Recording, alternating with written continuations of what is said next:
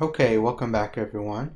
In this video, we are going to be looking at the angular momentum of solid objects and also looking at conservation of angular momentum. Whoops. Okay, so our essential questions that we want to answer is, first of all, what is the angular momentum of a rotating object? And we talked about this a little bit last time, but how can a particle moving in a straight line have angular momentum? All right, so for a solid object, angular momentum is analogous to linear momentum. So we know that P is equal to mv.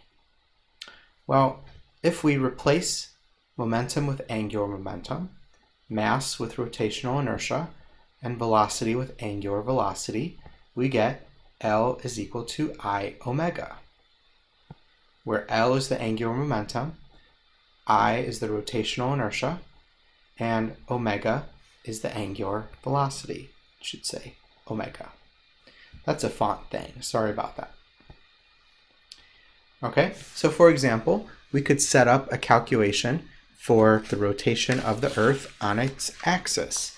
And we could just write for this L is equal to I omega, and omega could be 1 rotation per day, or we could do like 2 pi radians per day, or we could do like 2 pi r meters or kilometers per second. I said day before, but I meant seconds.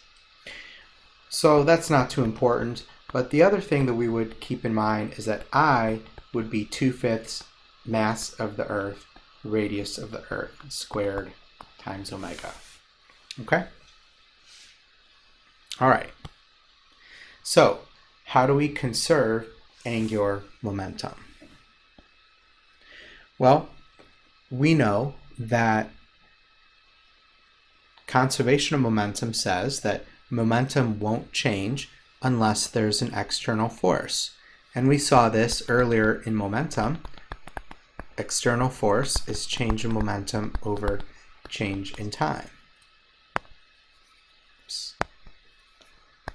Okay, and if external force is equal to 0, then change in momentum is 0. Likewise, the angular momentum of a system isn't going to change unless there's an external torque applied to the system. And we can also write torque external is equal to delta L, delta T. So if torque is equal to 0, then delta L is 0. And that means that L initial is equal to L final, which kind of looks like this. The momentum before is equal to the momentum after. And this is angular momentum. So here's an example. You have a figure skater spinning at angular velocity omega naught, and he has a rotational inertia of I naught. He brings his arms and legs closer to his body and reduces his rotational inertia to 1/2 I naught. What happens to his angular velocity? Well, you might guess that it's just going to turn into 2 omega naught, and you would be correct. So L initial is equal to L final. So omega I initial is equal to omega final times I final. I wrote those in the wrong order, but it's okay. It's usually I omega, but it doesn't matter. Okay, now I final is I naught over 2. So that means that omega final is going to be 2 omega naught. Okay, so that's a very simple example. Here's another one. A planet of mass m revolves around a star of mass m in a highly elliptical orbit. Well, that's not half bad. At point A, which is right here, the planet is 3 times farther away from the star than it is at point B. And these are just random points. So here's RA and RB. How does the speed v of the planet at point A so we'll call that VA, compared to the speed at point B. Well, it turns out that the force of gravity doesn't exert a torque. And we'll get more into this in the next unit. But the force of gravity kind of points inwards and the radius points outwards. So this would be like the force of gravity, and the radius would be going kind of like this. Those are anti-parallel, so the torque from that is 0. Since the torque is 0, this means that there's no change in angular momentum. So that means that the angular momentum at point A is equal to angular momentum at point B. And it turns out that the angular momentum of a point particle is equal to mvr. So VA and RA is equal to mvb RB. Now where does that come from? Well, if you consider that L is equal to I omega, but it's a point particle, so I is mr squared, and omega is simply v over r. That's going to turn into mvr. So these m's cancel because it's the same planet, and so VA times RA, which is 3RB, is equal to VB times RB. And that means, unsurprisingly, that the planet is going to be going a lot slower at point A as compared to point B. And we'll see this a little bit later on. This is actually called Kepler's second law. So just tuck that one away for a little bit later. Okay, so here's another example with some numbers. Okay, we have a child that runs towards a 150 kilogram merry-go-round of radius 1.5 meters and jumps aboard such that the velocity prior to landing is 3 meters per second directed tangent to the circumference. So there's the child, there's the merry-go-round. We want to know what will be the angular velocity of the merry-go-round if the child lands right on its edge.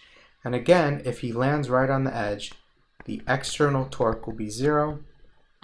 So during the collision, LA equals LB, okay? Or L initial equals L final, okay? So L initial is going to be I initial, omega initial, and L final is going to be I final, omega final. Now what's I initial? Well, it starts out as just being the merry-go-round, which is like a disk, so it's 1/2 times m times r squared, okay? And omega initial of that is going to be 0. So that seems to suggest that we start with no angular momentum. But wait, we're missing something. We have angular momentum of closest approach. So we have r and we have p for the child. So the angular momentum of closest approach for the child will be plus mvr. So we can add that in.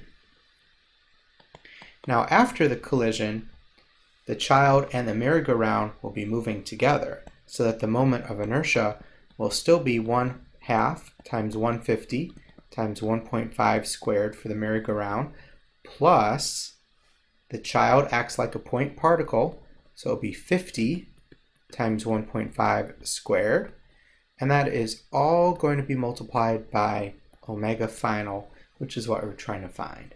So I kind of ran out of space, but that's what's going to happen.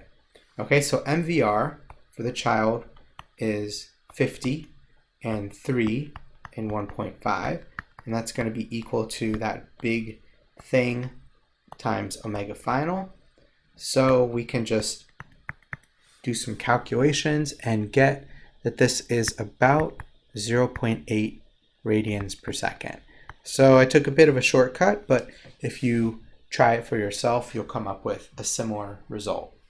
So you always have to be careful. Even if it looks like there's not angular momentum, sometimes you have this angular momentum of closest approach. Okay, and so that's what this term is for the child. So that's the child before jumping on. Okay, so we're going to stop here. And the next video will be the last one in our rotations unit, and we'll be talking for just a moment about precession.